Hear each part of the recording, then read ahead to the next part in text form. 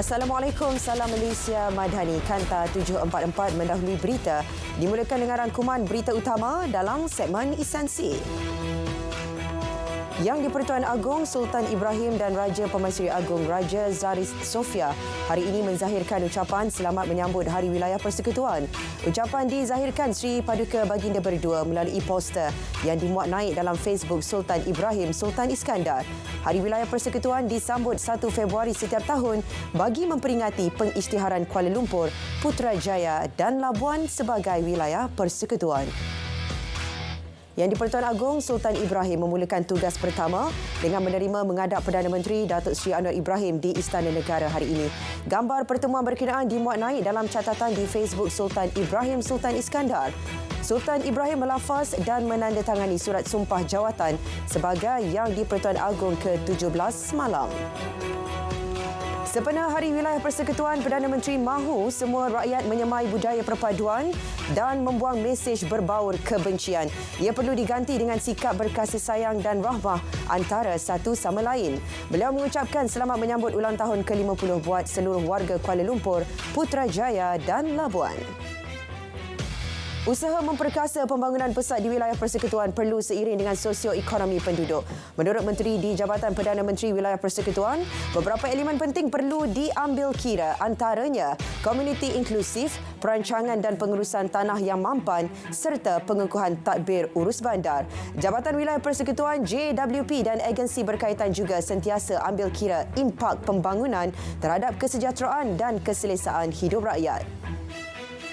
Kolaborasi strategik antara kerajaan dan syarikat swasta akan dipergiat dalam menganjurkan program bagi memupuk perpaduan masyarakat di negara ini. Menteri Perpaduan Negara berkata, kerjasama tersebut sebahagian langkah penting untuk merapatkan jurang antara rakyat selain memupuk nilai-nilai madani yang menjadi teras kepada pembinaan komuniti rahmah.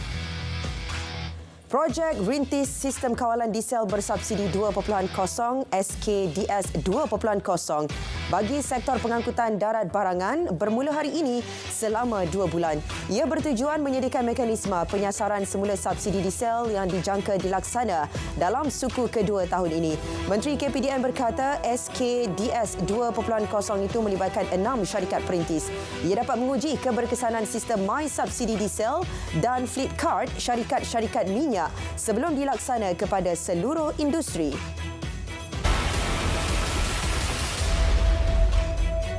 Hari ini merupakan sambutan Jubli Emas Jabatan Agama Islam Wilayah Persekutuan Jawi kali ke-50 yang turut jatuh pada Hari Wilayah Persekutuan yang disambut pada 1 Februari setiap tahun. Untuk mengetahui tentang sambutan tahun ini, terus sahaja bersama wartawan JAKIM Amin Fauzi. Silakan Amin. Terima kasih rakan tugas di Angkasa Puri. Di pentas inilah pada malam ini akan berlangsungnya Forum Perdana Ehwal Islam yang akan bersecara langsung bersempena sambutan Jubli Emas Jabatan Agama Islam Wilayah Persekutuan Jawi kali ke-50 dengan tajuk Budi Sematang Usia. Baik, apa yang boleh saya kongsikan Budi Sematang Usia adalah bagaimana perjalanan Jawi sebagai sebuah agensi yang menyelaras pembangunan Islam di Malaysia. Dan jangan lupa saksikan forum pada malam ini yang akan dipengerusikan oleh moderator Ustaz Zakaria Osman bersama Datuk Dr. Farid Ravi Abdullah dan juga Datuk Dr. Izharif dan juga Ustaz Ashraf Ridwan. Dan anda juga boleh saksikan secara langsung forum pada malam ini yang akan bersecara langsung di TV1 atau anda boleh kongsikan, anda boleh saksikan di RTM Klik atau laman sosial media rasmi JAKIM. Saya kira itu sahaja daripada saya Amin Fauzi bersecara langsung dari Masjid Wilayah Persekutuan. Kembali ke rakan tugas di studio. Silakan. Baik, terima kasih Amin. Dua beradik maut manakala dua lagi termasuk warga emas dan cucu lelaki berusia 5 tahun parah dalam nahas dua kenderaan di kilometer 58 Jalan Sungai Rengit, Kota Tinggi 10.45 pagi tadi. Pemandu Toyota Hilux selamat dan tidak cedera. Pemandu dan penumpang hadapan Proton Wira itu maut di tempat kejadian. Manakala nenek dan cucunya yang duduk di belakang cedera dan dirawat di Hospital Kota Tinggi. Punca kemalangan masih dalam siasatan. Seorang penagih dadah ditemukan lemas selepas melarikan diri daripada serbuan polis dengan terjun di Sungai Kemasin, Pangkalan Petah Bacok, Kelantan. Ketua Polis Daerah Bacok berkata, kejadian berlaku ketika Ops Tapis khas Malaysia dan serbuan ke sebuah jeti nelayan. Operasi mencari dan menyelamat telah dibuat dan mayat mangsa ditemukan kira-kira 10 meter dari lokasi kejadian. Semakan mendapati mangsa mempunyai 6 rekod positif dan memiliki dadah. Seorang buruh berstatus OKU penglihatan dituduh atas kesalahan merogol anak kandungnya pada 12 November tahun lalu di Rembau. Tertuduh berusia 47 tahun telah merogol anak perempuannya yang pada ketika itu berusia 16 tahun 6 bulan. Orang kena tuduh mengaku tidak bersalah. Mahkamah tidak membenarkan sebarang ikat jamin terhadap tertuduh dan menetapkan 3 Mac depan sebagai tarikh sebutan semula dan penyerahan dokumen kes. Dua lelaki mengaku tidak bersalah di Mahkamah Session Johor Bahru atas pertuduhan mengurus sebuah rumah persundalan. Pengakuan dibuat Lim Kup Nam, 59 tahun dan Liu Ching Choi, 57 tahun. Penganggur dan pemandu lori itu didakwa menguruskan premis berkenaan di Taman Bukit Indah, Johor Bahru pada 1 hingga 25 Januari lepas. 4 Mac ditetapkan untuk sebutan semula kes. Sementara itu, dua wanita warga Thailand mengaku tidak bersalah atas pertuduhan mencari langganan untuk aktiviti persundalan. Kanchana Nalibut, 26 tahun dan Yu Raiwan Suka, 25 tahun, turut didakwa tinggal di Malaysia tanpa permit sah. Kesalahan dilakukan di Taman Bukit Indah, Johor Bahru 25 Januari lalu. 7 Mac depan ditetapkan untuk sebutan semula kes. 17 warga asing dari Thailand ditahan Jabatan Imigresen Kedah. Mereka didapati memasuki negara dalam keadaan mencurigakan di ICQS Pos Kawalan Pasukan Gerakan ARM di Bukit Kayu Hitam. Pengarah Imigresen Kedah berkata, kesemua mereka ditahan dalam operasi khas ketika menaiki 10 kenderaan. Siasatan dilakukan mengikut Seksyen 6-1-C Akta 1955. Laporan polis turut dibuat membabitkan 17 tangkapan itu selain akan direman untuk siasatan lanjut. Majikan yang menggaji warga asing diberikan tempoh 2 bulan untuk menempatkan pekerja-pekerja mereka ke kuartus pekerja berpusat CLQ di Johor. Esko Belia Sukan Pembangunan Usahawan Koperasi dan Sumber Manusia Johor berkata, tindakan tegas mengikut Akta 446 akan dikenakan kepada majikan tamat tempoh tersebut. Penempatan ke CLQ perlu dibuat memandangkan banyak aduan diterima selepas majikan membenarkan pekerja-pekerja asing menghuni kawasan perumahan rakyat. 6 buah bas yang membawa pekerja kilang disita dalam operasi bersepadu bas kilang di Seberang Jaya. Antara kesalahan yang direkodkan ialah tiada lesen memandu, lesen kereta motor tamat tempoh, tiada perlindungan insurans dan pelbagai kesalahan teknikal. Pengarah JPJ Pulau Pinang berkata, sebanyak 224 buah kenderaan telah diperiksa dalam operasi itu. Daripada jumlah tersebut, 42 kenderaan dikenakan tindakan dan 154 saman dikeluarkan. Seorang warga emas kerugian RM115,000 diperdaya dengan pelaburan Bitcoin menerusi platform Asseps yang menjanjikan pulangan lumayan. Mangsa berurusan dengan individu melalui aplikasi WhatsApp. Pulangan pelaburan dimasukkan ke dalam aplikasi Asseps namun gagal dikeluarkan kerana masih perlu membuat bayaran tambahan.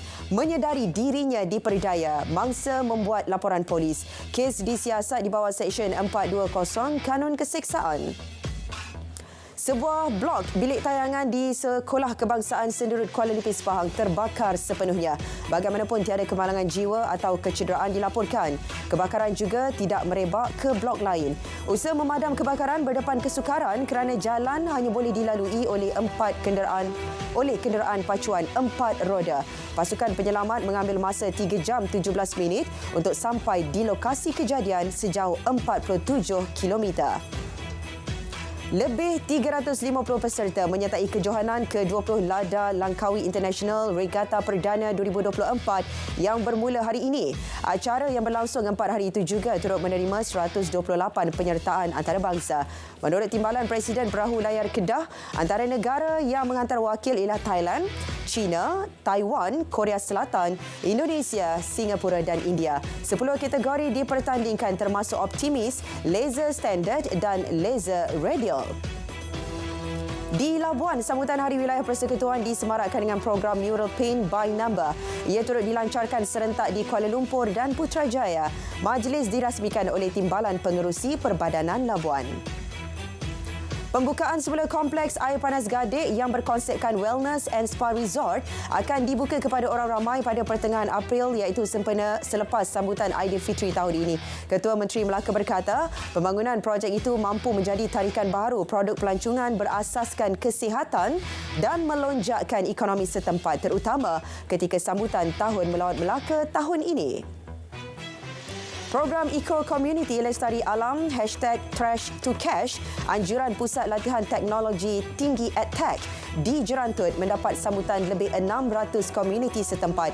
Pengarah EdTech Jerantut berkata, menerusi program itu sampah yang dikutip dan boleh dikitar semula akan ditimbang dan seterusnya akan dibayar secara tunai kepada peserta. Peserta bergotong royong membersihkan kawasan sekitar dan mengutip sampah yang boleh dikitar semula sebagai pendapatan sampingan.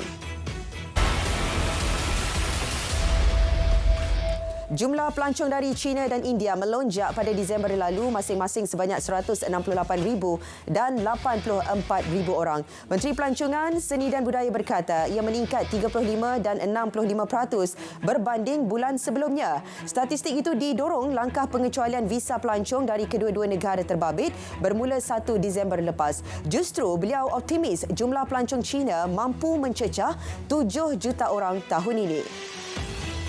Kehadiran pelancong ke negara ini akan terus meningkat dan tidak akan terjejas dengan peningkatan cukai jualan dan perkhidmatan SST sebanyak 2%. Menurut pengerusi Ish Holdings Sdn Bhd, Malaysia masih kekal sebagai destinasi percutian menarik yang menawarkan pakej dan perkhidmatan mampu milik. Beliau ditemui selepas acara pra-pelancaran Hotel Ibis Style Sepang yang mula dibuka hari ini. MAHB berada dalam trajektori pemulihan pada 2023 dengan 72 syarikat penerbangan beroperasi secara aktif.